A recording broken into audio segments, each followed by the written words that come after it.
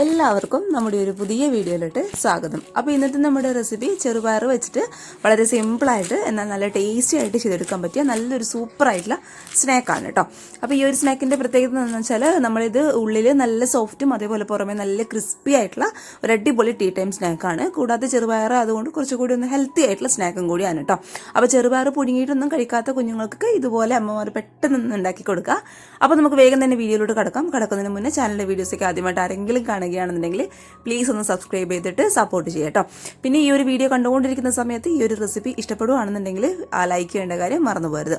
അപ്പോൾ നമുക്ക് വേഗം തന്നെ ഈ ഒരു ചെറുപയർ വെച്ചിട്ടുള്ള സിമ്പിളായിട്ടുള്ള സ്നാക്ക് എങ്ങനെ തയ്യാറാക്കുന്നതെന്ന് ഒന്ന് കണ്ടു നോക്കാം. അപ്പോൾ ഇത് ഈ ഒരു സ്നാക്ക് റെഡിയാക്കാൻ വേണ്ടിയിട്ട് നമുക്ക് ചെറുപയർ ആദ്യം ഒന്ന് വെള്ളത്തിലിട്ട് നന്നായിട്ടൊന്ന് കുതിർത്ത് വെക്കണം കേട്ടോ. എങ്കിലേ നന്നായിട്ട് ഇത് സോഫ്റ്റ് ആവുള്ളൂ. അതുപോലെ ഈ ഒരു സോഫ്റ്റ് ആയാലും മാത്രമേ നമുക്കിത് മിക്സിയുടെ ജാറിലിട്ടിട്ട് അരച്ചെടുക്കാൻ വേണ്ടിയിട്ട് പറ്റുള്ളൂ. അപ്പോൾ ഇതുപോലുള്ളൊരു കപ്പിൽ കറക്റ്റ് 1.25 കപ്പോളം വരുന്ന ചെറുപയർ വെള്ളത്തിലിട്ടിട്ട് സാധാരണ വെള്ളത്തിലിട്ടിട്ട് ഒരു 4 മണിക്കൂർ അല്ലാന്നുണ്ടെങ്കിൽ ഒരു 3-4 മണിക്കൂർ നമുക്ക് നന്നായിട്ടൊന്ന് കുതിർത്തിട്ടെടുക്കാം. അപ്പോൾ കറക്റ്റ് ഒരു 4 മണിക്കൂർ കൊണ്ട് നമ്മുടെ ചെറുപയറൊക്കെ നന്നായിട്ട് കുതിർന്ന് അത് കഴുകിയെടുത്ത് അതിലെ വെള്ളമൊക്കെ നന്നായിട്ട് ഡ്രെയിൻ ചെയ്തെടുത്തിട്ടുണ്ട് കേട്ടോ. നമ്മൾ ഇതുപോലെ ചെയ്തെടുക്കുന്ന സമയത്ത് ആ ഒരു ചെറുപയറിലെ വെള്ളം കംപ്ലീറ്റ് ആയിട്ട് കളയാൻ വേണ്ടിയിട്ട് ശ്രദ്ധിക്കുക. എങ്കിലേ നമുക്ക് മിക്സിയുടെ ജാറിലിട്ടിട്ട് ഇത് നന്നായിട്ട് അരച്ചെടുക്കാൻ വേണ്ടിയിട്ട് പറ്റുള്ളൂ. കറക്റ്റായിട്ട് എണ്ണയിലിട്ടിട്ട് ഫ്രൈ ചെയ്തെടുക്കുന്ന സമയത്ത് പൊട്ടാതിരിക്കുള്ളൂ കേട്ടോ. അപ്പോൾ വെള്ളം നമുക്ക് എത്രത്തോളം കളയാൻ വേണ്ടിയിട്ട് പറ്റുള്ളൂ അത്രത്തോളം നന്നായിട്ട് വെള്ളം കളഞ്ഞെടുക്കാം. നമ്മൾ ഇതുപോലെ ചെറുപയർ കൈവച്ചിട്ട് പ്രസ് ചെയ്യുന്ന സമയത്ത് അത് രണ്ടായിട്ട് പിളർന്ന് വരണം കേട്ടോ. കറക്റ്റായിട്ട് പ്രസ് ചെയ്യാൻ വേണ്ടിയിട്ട് പറ്റണം. എങ്കിലേ നമ്മുടെ ചെറുപയർ നമുക്ക് മിക്സിയുടെ ജാറിലിട്ടിട്ട് നന്നായിട്ട് അരച്ചെടുക്കാൻ വേണ്ടിയിട്ട് പറ്റുള്ളൂ. അപ്പോൾ അതിന് വേണ്ടിയിട്ടാണ് മിനിമം ഒരു 4-5 മണിക്കൂർ നന്നായിട്ട് ഇത് കുതിർത്ത് വെക്കാൻ വേണ്ടിയിട്ട് പറയുന്നത് കേട്ടോ. അപ്പോൾ ഇത് കൈവച്ചിട്ട് പ്രസ് ചെയ്യുന്ന സമയത്ത് ഇത് അത്യാവശ്യം നന്നായിട്ട് ഇതുപോലെ അങ്ങോട്ട് പിളർന്ന് വരുന്നുണ്ട്. അപ്പോൾ ഇത് കറക്റ്റ് പരുവാണ് കേട്ടോ. ഇനി നമുക്കിത് ഈ നല്ല ക്ലീൻ ആയിട്ടുള്ള മിക്സിയുടെ ജാറിലിട്ടിട്ട് നന്നായിട്ട് ഈ ഒരു ചെറുപയർ ഒന്ന് അരച്ചിട്ടെടുക്കണം. അപ്പോൾ അരച്ചെടുക്കുന്ന സമയത്ത് നമ്മളിതിൽ വെള്ളം ഒന്നും ചേർത്ത് കൊടുക്കേണ്ട ആവശ്യമില്ല. കൂടാതെ ഇത് ഇച്ചിരി കൂടുതൽ ചെറുപയർ ഉള്ളത് കൊണ്ട് തന്നെ 2 ട്രിപ്പായിട്ടാണ് കേട്ടോ ഞാൻ അരച്ചെടുക്കുന്നത്. അപ്പോൾ ആദ്യത്തെ ട്രിപ്പിൽ ഒരു അരഭാഗത്തോളം ചെറുപയർ നമുക്ക് ഈ ഒരു മിക്സിയുടെ ജാറിലോട്ട് മുഴുവനായിട്ട് അങ്ങോട്ട് ഇട്ട് കൊടുക്കാം. കൂടാതെ ഇതിൻ്റെ കൂടെ തന്നെ നമ്മൾ 2 പച്ചമുളക്, അതായത് നല്ല എരിവുള്ള പച്ചമുളക് ഇതിൻ്റെ കൂടെ ഞാൻ ഇട്ട് കൊടുക്കുന്നുണ്ട്. അപ്പോൾ പച്ചമുളക് എടുക്കുന്ന സമയത്ത് ശ്രദ്ധിക്കുക, നിങ്ങളുടെ എരിവിന് അനുസരിച്ചിട്ട് എടുക്കാം കേട്ടോ. ഇനി ഇതിലോട്ട് ഒരു 3-4 അല്ലി ചെറിയ ഉള്ളിയും കൂടി നമുക്ക് ചേർത്ത് കൊടുക്കാം കേട്ടോ. അതായത് കുഞ്ഞുള്ളിയാണ്. പിന്നെ നമ്മൾ ഇതിലോട്ട് ചേർത്ത് കൊടുക്കാൻ പോകുന്നത് ചെറിയൊരു പീസ് ഇഞ്ചിയാണ്. അപ്പോൾ ഇഞ്ചി ഇടുന്ന സമയത്ത് ശ്രദ്ധിക്കുക, കൂടി പോവണ്ട. ഈ ഒരളവിലൊക്കെ ചെറുപയർ എടുക്കുകയാണെന്നുണ്ടെങ്കിൽ കറക്റ്റ് ഈ ഒരു ചെറിയൊരു പീസ് ഇഞ്ചി മാത്രം മതി കേട്ടോ. ഇനി നമുക്ക് ഇതെല്ലാം കൂടി ഒന്ന് അരച്ചെടുക്കണം. അരച്ചെടുക്കുന്ന സമയത്ത് ഒരുപാട് അങ്ങോട്ട് അരഞ്ഞു പോവണ്ട. സാധാരണ നമ്മൾ പരിപ്പ് വടയ്ക്കൊക്കെ പരിപ്പ് അരച്ചെടുക്കുമല്ലോ, ഇച്ചിരി ഒന്ന് കടിക്കാൻ വേണ്ടിയിട്ട് കിട്ടണം. ആ ഒരു രീതിയിൽ ഒന്ന് അരച്ചിട്ടെടുക്കാം കേട്ടോ. അപ്പോൾ ഇത് ആദ്യത്തെ ട്രിപ്പ് ചെറുപയർ ഈ ഒരു രീതിയിൽ അത്യാവശ്യം നന്നായിട്ട് ഞാനൊന്ന് അരച്ചെടുത്തിട്ടുണ്ട്. അപ്പോൾ അത് നമുക്കൊരു പാത്രത്തിലോട്ട് മുഴുവനായിട്ട് അങ്ങോട്ട് മാറ്റി കൊടുക്കാം.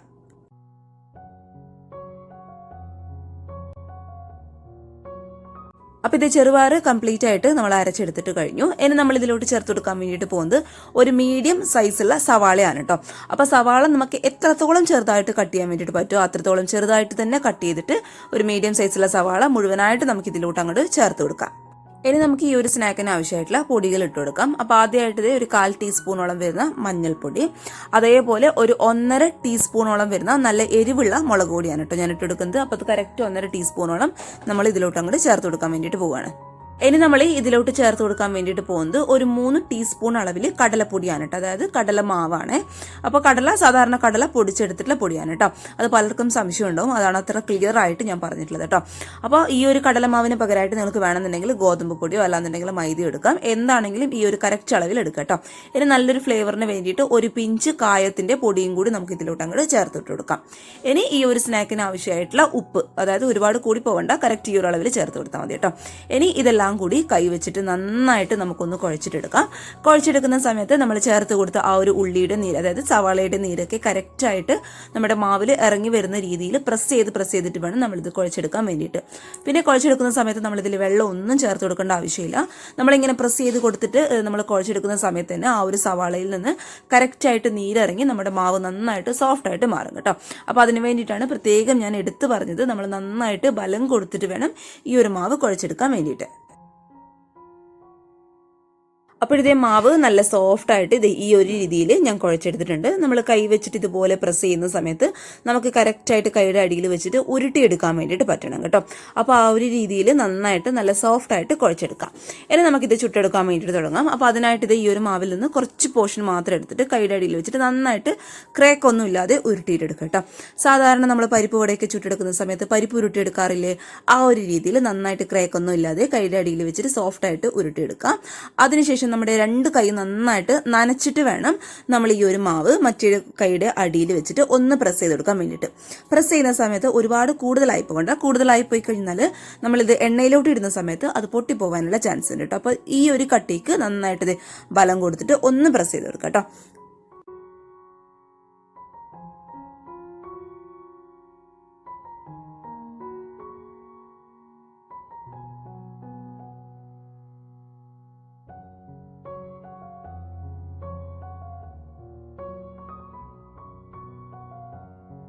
ഇനി ഒരു പാനിൽ അത്യാവശ്യം എണ്ണ ഒഴിച്ചിട്ട് ആ ഒരു എണ്ണ നന്നായിട്ടൊന്ന് ചൂടാവുന്ന സമയത്ത് നമുക്ക് ഓരോന്നോരോന്നായിട്ട് ഇതിലോട്ട് ഇട്ടിട്ട് അങ്ങോട്ട് ഫ്രൈ ചെയ്തിട്ട് എടുക്കാം കേട്ടോ.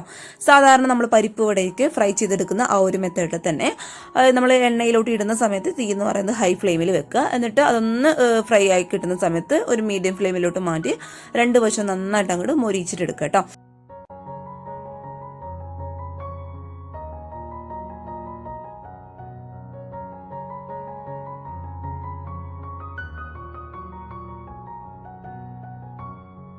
അപ്പോൾ നമ്മുടെ ചൂടുള്ള കട്ടൻ ചായയും ചെറുപയർ വെച്ചിട്ടുള്ള സ്നാക്കും ഇവിടെ റെഡി ആയിട്ടുണ്ട്. നല്ല ടേസ്റ്റ് ഉണ്ടായിരുന്നു ഇത് കഴിക്കാൻ വേണ്ടിയിട്ട്. ഞാൻ ചുമ്മാ പറയല്ല, നമ്മൾ ചെറുപയർ വെച്ചിട്ടാണ് ഈ ഒരു സ്നാക്ക് റെഡിയാക്കിയെന്ന് കഴിക്കുമ്പോൾ ആരും തന്നെ പറയില്ല കേട്ടോ. കൂടാതെ നമ്മൾ ടൊമാറ്റോ കെച്ചപ്പൊക്കെ കൂട്ടി കഴിക്കുമ്പോൾ ഒരു പ്രത്യേക ടേസ്റ്റാണ്. അപ്പോൾ ഇതിൻ്റെ പ്രത്യേകത എന്ന് വെച്ചാൽ ഇത് ചൂടോട് കൂടി കഴിക്കുമ്പോഴാണ് നല്ലൊരു ടേസ്റ്റ് ഉണ്ടാവുക. പുറമേ നല്ല ക്രിസ്പിയും അതുപോലെ ഉള്ളിൽ എക്സ്ട്രാ സോഫ്റ്റും ആയിട്ടുള്ള ഒരു സിമ്പിൾ ആയിട്ടുള്ള ടീ ടൈം സ്നാക്കാണ് കേട്ടോ. ചെറുപയർ കുതിർത്ത് വെച്ചെന്ന് കഴിഞ്ഞാൽ നമുക്ക് പെട്ടെന്ന് റെഡിയാക്കി എടുക്കാൻ പറ്റിയിട്ടുള്ള ഒരു അടിപൊളി സ്നാക്ക് തന്നെയാണ്. അപ്പോൾ തീർച്ചയായിട്ടും എല്ലാവരും ഒന്ന് ട്രൈ ചെയ്ത് നോക്കുക. ട്രൈ ചെയ്ത് നോക്കുന്ന സമയത്ത് നിങ്ങളുടെ അഭിപ്രായങ്ങൾ കമൻറ്റ് ബോക്സിൽ വന്നറിയിക്കുക കേട്ടോ. പിന്നെ ചാനലിൻ്റെ വീഡിയോസൊക്കെ ആദ്യമായിട്ട് ആരെങ്കിലും കാണുകയാണെന്നുണ്ടെങ്കിൽ ഇഷ്ടപ്പെടുകയാണെന്നുണ്ടെങ്കിൽ പ്ലീസ് ഒന്ന് സബ്സ്ക്രൈബ് ചെയ്തിട്ട് സപ്പോർട്ടും കൂടി ചെയ്യുക. തുടർന്ന് വരുന്ന വീഡിയോസ് എല്ലാ ദിവസവും കാണുക കേട്ടോ. അപ്പോൾ ഈ ഒരു വീഡിയോ കണ്ടുകൊണ്ടിരിക്കുന്ന സമയത്ത് ഇഷ്ടപ്പെടുകയാണെന്നുണ്ടെങ്കിൽ ഞാൻ ആദ്യം പറഞ്ഞ പോലെ ലൈക്ക് ചെയ്യുക. അപ്പോൾ നമുക്ക് നാളെ ഒരു നല്ല വീഡിയോ ആയിട്ട് കാണും വരെ താങ്ക് യു ഫോർ വാച്ചിങ് സിംനാസ് ഫുഡ് വെൽ. ബൈ.